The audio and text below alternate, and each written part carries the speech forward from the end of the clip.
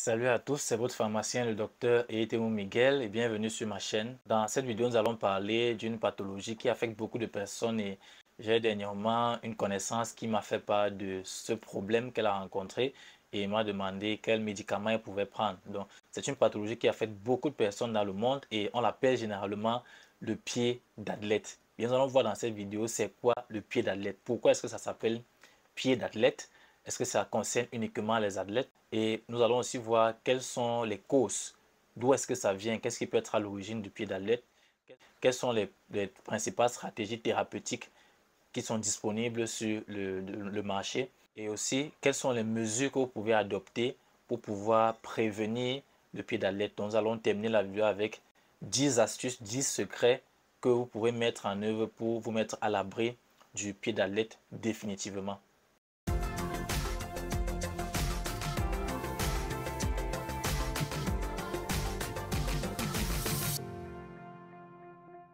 Bien, commençons par dire que le pied d'athlète, c'est une infection fongique de la peau ou des ongles du pied, comme son nom l'indique, pied d'athlète. Donc, ça concerne beaucoup plus le pied.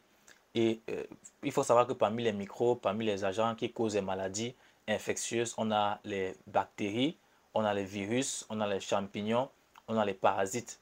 Donc, les germes, les microbes qui causent le pied d'athlète font partie des champignons et on appelle ce champignon Tinea pedis. Donc, le Tinea pedis fait partie des champignons qui causent les infections fongiques de la peau en général. Ça fait partie de ce qu'on appelle les dermatophytes. Donc, comme son nom l'indique, pied d'athlète, c'est une pathologie qui affecte communément ou beaucoup plus les athlètes, mais pas seulement. Et nous allons comprendre pourquoi dans la suite de la vidéo. Concernant les causes, comme je viens de le dire, c'est causé par les champignons. Et comment est-ce que vous pouvez contracter? Comment est-ce que ça se transmet? Ça se transmet justement lorsque votre pied est en contact avec une autre personne qui a été infectée par ce Tinea pedis ou encore lorsque votre pied est en contact avec des surfaces qui ont été contaminées. Et généralement, le Tinea pedis, tout comme l'ensemble de la grande famille des champignons, aime bien les environnements qui sont chauds et humides. Donc, ces environnements chauds et humides vont nous favoriser la présence et la prolifération de ces champignons. Ce sont des endroits tels que les chaussures ou les chaussettes qui sont humides, donc peut-être à cause de la transpiration ou parce que ce n'est pas bien séché après le lavage, ou encore les serviettes de bain. Effectivement, lorsqu'on finit de prendre son bain, la serviette est mouillée. Donc, c'est pour ça qu'il est recommandé généralement de laisser la serviette sécher complètement. Aussi les sols des vestiaires pour les sportifs, comme on parlait des athlètes en début de vidéo, c'est aussi l'une des raisons pour lesquelles c'est une pathologie qui affecte beaucoup les athlètes. Et enfin, les endroits comme les piscines. Bien, parlons maintenant des facteurs de risque du pied d'athlète. Comme facteur de risque, nous avons le fait de marcher pieds nus lorsque vous êtes dans un lieu public, les lieux que je viens de citer, les piscines, les sols, les vestiaires. Le fait de marcher pieds nus vous met directement en contact avec la surface du sol. Et si donc la surface a été préalablement contaminée par le Tinea pedis, vous avez de fortes chances de développer l'infection à votre tour. Le fait de partager vos affaires personnelles avec une personne infectée, telle que par exemple votre serviette de bain ou encore vos chaussures ou vos chaussettes, ça peut contribuer au développement du pied d'athlète. Aussi le fait d'avoir des chaussures trop serrées, parce que les chaussures serrées vont créer un environnement de macération qui sera un environnement chaud et humide qui va nous favoriser la prolifération de Tinea pedis. Le fait d'avoir des blessures au niveau de votre pied ou au niveau de vos ongles peut donc favoriser le développement de cette infection. Si vous avez aussi un contact prolongé de vos pieds avec l'eau, si vous gardez les pieds longtemps dans l'eau, ou si vous travaillez dans un environnement de boue ou de marécage où vous êtes régulièrement, vos pieds sont régulièrement en contact avec l'eau, cela peut favoriser, être un facteur de risque du pied d'athlète. Et aussi si vous transpirez beaucoup, donc transpiration importante ou excessive au niveau des pieds. Et enfin, les pathologies telles que le diabète et l'immunodéficience peuvent être des facteurs favorisant la survenue du pied d'athlète. Maintenant, quels sont les symptômes? Comment est-ce que ça se caractérise? Les symptômes se manifestent beaucoup plus au niveau de l'espace interdigital, donc entre les orteils et aussi quelquefois au niveau de la base de la plante du pied. Vous allez constater notamment des démangeaisons, une sensation de brûlure ou de piqûre ou encore la peau qui change d'aspect, qui se desquame, qui devient sèche, qui est trop sèche par endroit, ou alors qui a une forme écaillée, donc il se forme un peu comme des écailles. Et généralement, la peau va prendre un aspect blanchâtre, parce que l'aspect blanchâtre est souvent caractéristique des infections fongiques au niveau de la peau. Et aussi, vous pouvez voir si jamais cette infection affecte vos ongles, les ongles qui changent complètement de coloration, qui peuvent devenir soit blancs, soit sombres, soit complètement noirs.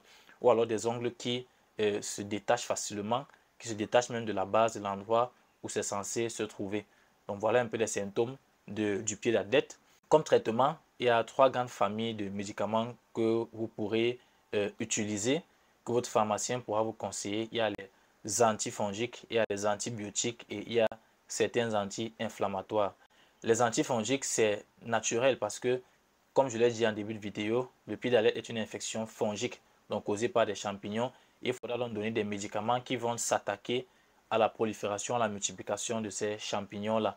Ce sera notamment le fluconazole, le clotrimazole, l'itraconazole, la terbinafine et bien d'autres. En outre, on peut aussi associer des antibiotiques tels que la flucloxacilline ou la cloxacilline ou encore l'amoxicilline et l'acide clavulanique qui vont aider à éviter ou à lutter contre la surinfection parce qu'au niveau de la peau, il y a beaucoup de bactéries et si le pied d'athlète s'aggrave, cela peut faire en sorte que les bactéries qui sont naturellement présentes au niveau de la peau et qui ne sont pas dangereuses en temps normal deviennent dangereuses et prolifèrent et ça va donc créer le développement de pus et donc de surinfection bactérienne. Donc en général, lorsqu'il y a déjà la formation de pus dans cette infection de pied d'athlète, il est possible que votre médecin, votre pharmacien vous recommande de prendre un antibiotique pour venir à bout de cette prolifération de bactéries.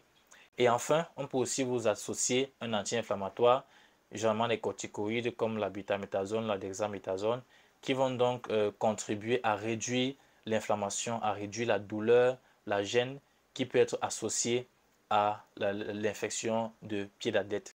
Et enfin, terminons la vidéo avec les 10 astuces que vous pouvez utiliser pour prévenir le pied d'athlète.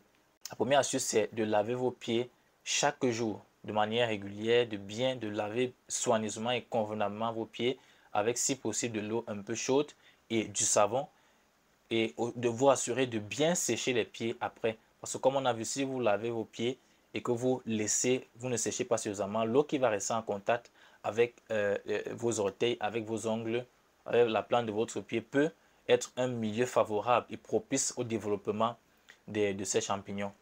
Comme deuxième astuce, nous avons le fait de laver tous vos objets personnels à une température minimale de 60 degrés Celsius. Donc, vos serviettes de bain ou vos chaussettes doivent être lavées à des températures un peu plus élevées que les autres vêtements. Comme troisième secret, nous avons donc mettre régulièrement votre poudre antifongique au contact de vos pieds pour éviter donc la prolifération des champignons. En numéro 4, nous avons évité de partager les objets personnels avec les personnes qui vous entourent. Évitez de prendre leurs objets personnels et évitez de leur donner vos objets personnels pour éviter soit de vous contaminer, soit de les contaminer. Donc, lorsque vous avez votre serviette de bain, vos chaussettes, vos chaussures, il est préférable de les utiliser vous seul si vous êtes une personne à risque ou qui développe régulièrement le pied d'athlète. Ensuite, nous avons protégé ses pieds en public. Donc, si vous vous retrouvez dans l'un des endroits que j'ai cités, comme dans les vestiaires ou encore dans les piscines, il est préférable de ne pas marcher pieds nus, mais de marcher avec des sandales. En numéro 6, nous avons le fait de porter des chaussettes ou des chaussures qui sont faites de matières respirables, donc les matières qui vont permettre à vos pieds de respirer. Et ce seront notamment des matières comme le coton ou encore la laine, ou si ce n'est pas possible, de prendre des chaussettes ou des chaussures qui sont faites à base de fibres synthétiques pour éviter donc qu'il ne se forme un environnement chaud et humide et pour éviter donc la prolifération des champignons.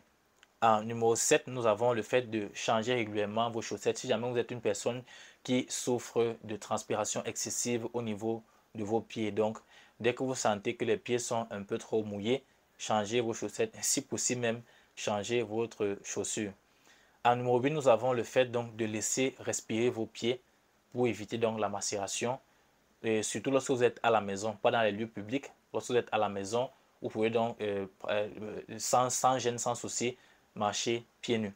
En numéro 9, nous avons le fait d'alterner les chaussures. Donc ne portez pas la même paire de chaussures tous les jours de manière continuelle. Vous pouvez porter une paire de chaussures aujourd'hui, porter une autre demain, porter encore une autre après-demain, ainsi de suite, pour donner le temps aux chaussures, à l'intérieur des chaussures, de sécher et donc d'éliminer toute humidité qui pourrait s'y trouver avant de reporter encore la même paire de chaussures. Et comme dernière astuce, évitez le contact prolongé avec l'eau.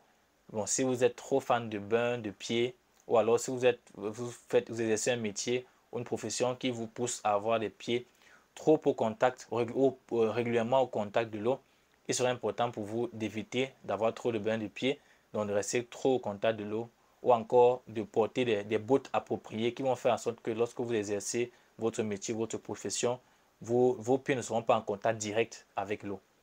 Bien, je vous remercie d'avoir regardé cette vidéo et surtout n'oubliez pas de liker, de partager, de vous abonner. N'oubliez pas non plus de poser des questions en commentaire et de me donner votre appréciation de cette vidéo et de ma chaîne. Sur ce, je vous donne rendez-vous très prochainement dans une toute nouvelle vidéo.